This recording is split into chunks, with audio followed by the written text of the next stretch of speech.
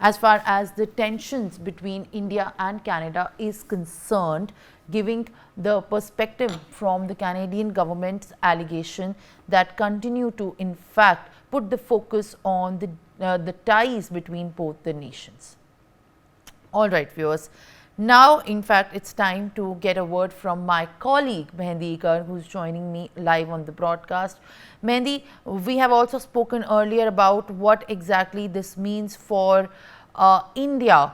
You know, how the way Canada has been acting, also trying in a way to defend all the Khalistani separatists and in fact those who have been designated as terrorists from India. This in fact is very crucial to understand how the ties of both the nations will continue to develop in the time to come.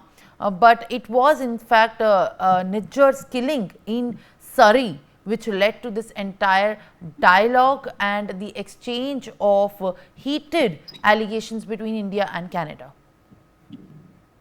Well, rightly said, Simran, because right now the diplomatic relations between both the nations are, on a very crucial thin ice right now, because the allegations are getting, worsened by the Canadian ministers also, because they are allegedly accusing India of being involved in the criminal activities, because Trudeau has mentioned that this is a fundamental error by the side of India. But if we talk about the diplomatic relations and the diplomatic storm that has been erupted between both the countries, then this is a very crucial time for both the countries. And this dispute, as you also mentioned, has started when the conflict centered on the killing of Hardeep Singh Nijjar, the Khalistani extremist who was gunned down in Canada last year, and has Canada accused India of orchestrating the assassination and has also expelled a senior Indian diplomat in connection with the case. And also India vehemently has denied all these accusations and said that these accusations are absurd and also motivated and retaliating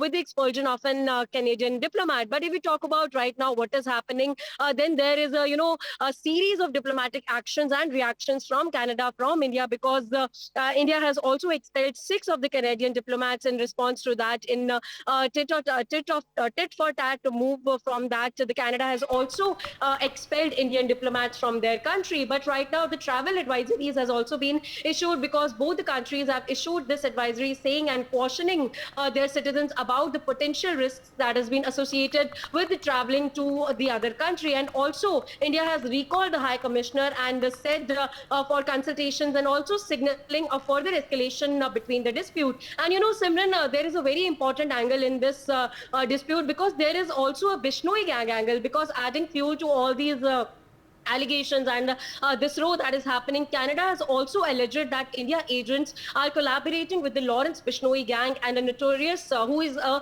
notorious criminal organization to India to target pro-Khalistan elements in Canada. And this claim has been done and coming at a time when Bishnoi is in the news for his alleged involvement in the murder of a political leader in India, has also further heightened tensions. But right now the diplomatic standoff clears very stand, because between India and Canada it is a very serious matter right now, because with potential implications for trade, security and people-to-people ties between the two nations, everything is on the verge, because a lot of Indians are living in Canada right now, and also resolving this dispute will require both sides to engage in a constructive dialogue. All right, Mehendi, thank you for sharing the latest in detail. Now also let me get a word quickly from my guest, who's an international affairs expert, Sanjeev Srivastava.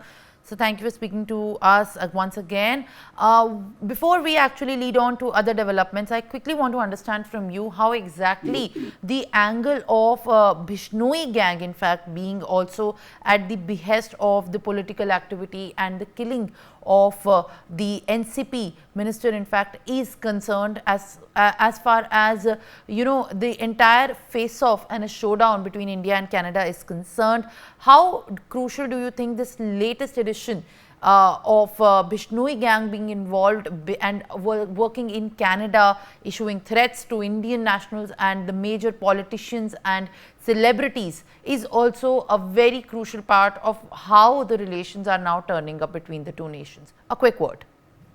Well, I know these are again baseless allegation assertions, and which doesn't have any kind of proof. The kind of allegations are being leveled again that Indian government and agents are involved and or have links with Bishnoi gang, which is obviously a criminal gang, and this is again a very baseless allegations they are leveling against us, and that is precisely why India is taking strong actions against such Canadian postures and activities. And obviously, India will not tolerate any such kind of indignified assertions and baseless allegations. And we are responding in a hard, based on our laws in a very proper way, in a very strict way. And India does not tolerate any kind of criminal activities on its soil. And India expects Canada also to follow suit. And let me add here that India has been repeatedly asking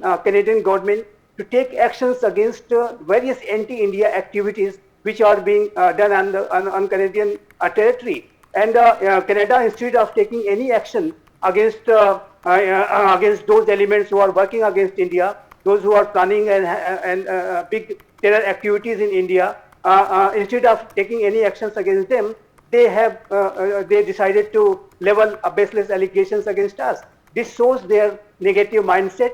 This shows their thinking, and for to gain some political mileage and narrow political vested interest for that to fulfill, Justin Trudeau government has harmed India-Canada relationship in a substantial way.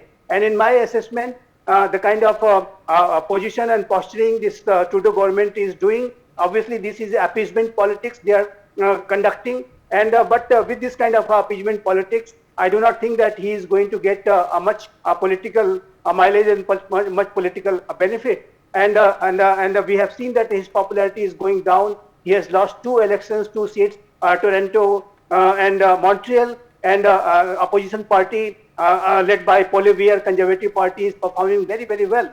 So I believe that when the elections takes place and this Justin Trudeau government goes out of power and the new government takes place, then again India-Canada relationship will come back on track and the normal development can be expected, progress can be expected.